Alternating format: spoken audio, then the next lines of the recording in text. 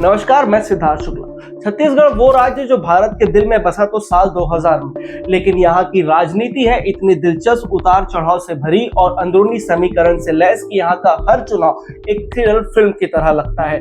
राजनीतिक विविधता, खनिज संसाधनों की भरमार, शांत दिखने वाला समाज और उस पर सत्ता की लड़ाई, बस यही कॉम्बिनेशन इसे बनाता है देश की सबसे रंगीन राजनीतिक जमीनों में से एक।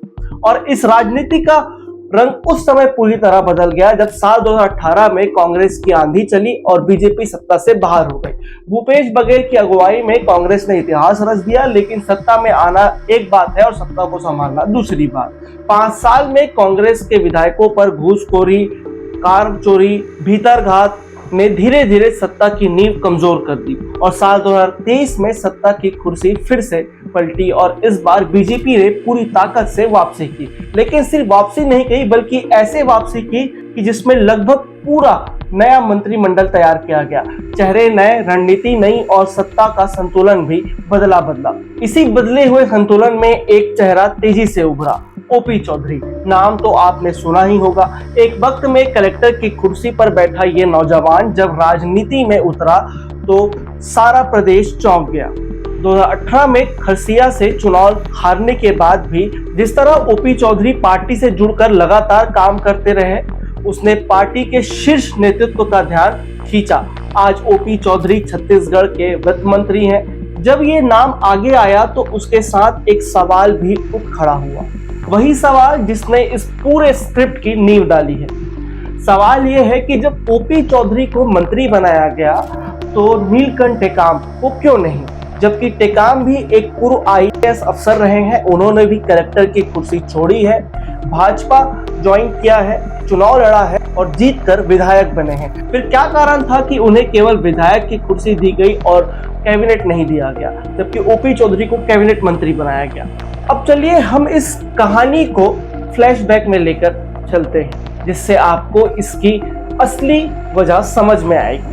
ओपी चौधरी छत्तीसगढ़ के पहले जनजाति आईएएस अफसरों में से एक हैं, जिन्होंने अपने प्रशासनिक करियर में ऐसे काम किए हैं कि देश भर में उनका नाम हुआ। दंतेवाड़ा के कलेक्टर रहते हुए उन्होंने बच्चों के लिए मेडिकल और इंजीनियरिंग की मुफ्त कोचिंग, आवासीय स्कूल, लाइवलीहुड कॉलेज जैसी योजनाएं लाकर शिक्षा के क्षेत्र में क्रांति ला दी। आदिवासी क्षेत्र के लिए उनका काम इतना उल्लेखनीय था कि उन्हें तत्कालीन प्रधानमंत्री डॉक्टर मनमोहन सिंह ने एक्सीलेंस अवार्ड से सम्मानित किया। और यही नहीं, उन्होंने रायपुर कलेक्टर रहते हुए नालंदा योजना शुरू की, जिसकी काफी चर्चा हुई और यहाँ एक सफल योजना के रूप में जानी जाती है। अब सोचिए, एक अफसर जिसने सत्ता में रहते हुए नाम कमाया, वो जब राजनीति में उतरे तो उसका कद छोटा नहीं था। 2018 में खरसिया से बीजेपी ने उन्हें टिकट दिया, लेकिन हार गए। फिर क्या, ओपी चौधरी ने हार को भी हथियार बना लिया। अगले 5 साल तक पार्टी के लिए जी तोड़ मेहनत की। संगठन के बड़े बड़े कार्यक्रमों में ओपी चौधरी उपस्थिति अनिवार्य हो गई। मोदी, शाह, नड्डा सबके साथ उनकी तस्वीरें छत्तीसगढ़ी बीजेपी पोस्टरों में दिखने लगी और राजनीतिक गलियारों में चर्चा आम हो गई कि सेंटर को स्टेट की सारी रिपोर्ट ओपी चौधरी भेज रहे हैं। इतना ही नहीं, जब 2023 के चुनाव नजदीक आए तो खुद अमित शाह ने एक जनसभा में कहा था कि इन्हें जिताओ, मैं इसे बड़ा आदमी बनाऊंगा। और जब अमित शाह ऐसा कहें तो सियासत की स्क्रिप्ट पहले से ही लिखी जा चुकी होती है। रायगढ़ विधानसभा सीट से जीतने के बाद ओपी चौधरी को सीधे वित्त मंत्री बना दिया गया। ना कोई लंबी वरिष्ठता, ना कोई पुराना जनाधार, लेकिन फिर भी वो सबसे अहम मंत्रालय के हकदार बने, क्योंकि उन्होंने वो सब किया था जो पार्टी को पसंद आता है। त्याग, समर्पण, संगठन के लिए काम और केंद्रीय नेतृत्व से सीधा संवाद।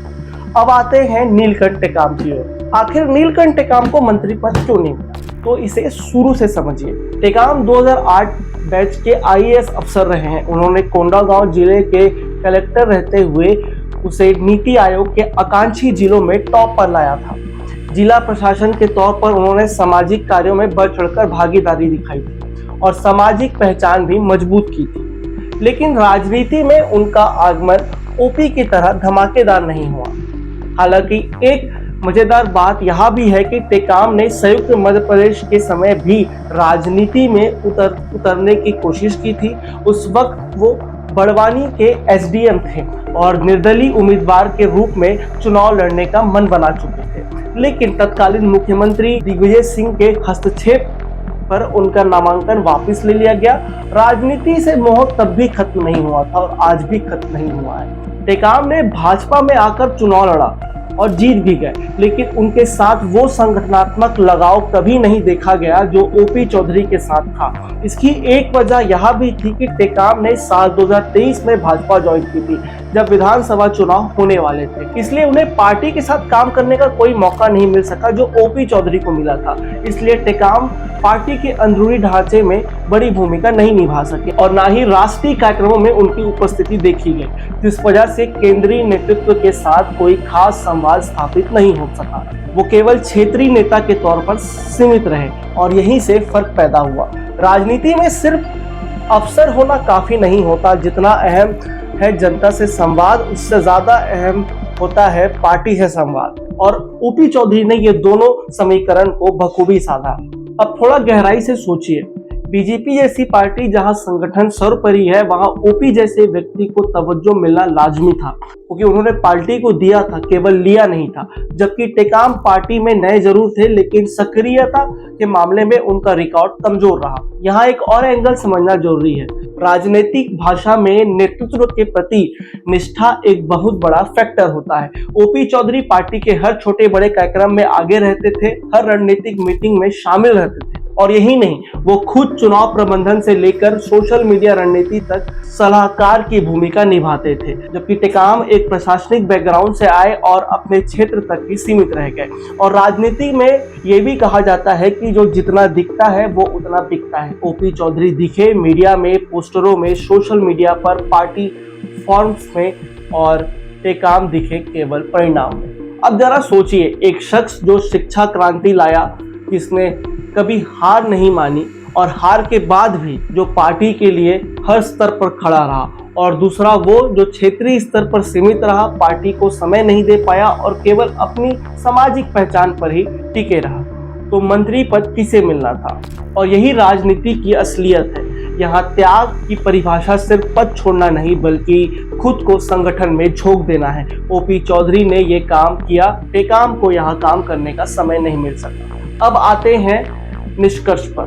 छत्तीसगढ़ की राजनीति में अफसरशाही से सियासत तक का सफर आसान नहीं होता, लेकिन ओपी चौधरी ने इसे न सिर्फ मुमकिन किया, बल्कि ये साबित भी किया कि अगर आप पार्टी को समय दो, संगठन में सक्रिय रहो, नेतृत्व से जुड़ो और खुद को एक ब्रांड बनाओ, तो पद खुद ब खुद आपके दरवाजे तक आ जाता है। वहीं नीलकंठ टेकाम जैसे अफसर जब राजनीति में आते हैं तो प्रशासनिक पहचान उन्हें लोकप्रियता तो देती है, लेकिन मंत्री बनने के लिए सिर्फ चुनाव जीतना काफी नहीं होता, संगठन में अपना कद बनाना पड़ता है। ओपी चौधरी इसी कला के मास्टर निकले और टेकाम को इस परीक्षा में तैयारी करने के लिए समय नहीं मिल पाया। राजनीति में कलेक्टर की कुर्सी छोड़ना एक पहला कदम होता है, लेकिन सत्ता की कुर्सी तक पहुंचने के लिए त्याग, तपस्या और संगठन में दीर्घकालीन निवेश की असली सीढ़ी होती है। तब तक के लिए अब हम इस खबर को यहीं विराम देते हैं। नमस्कार, मैं सिद्धार्थ शुक्ला, व्यायाम छत्तीसगढ़।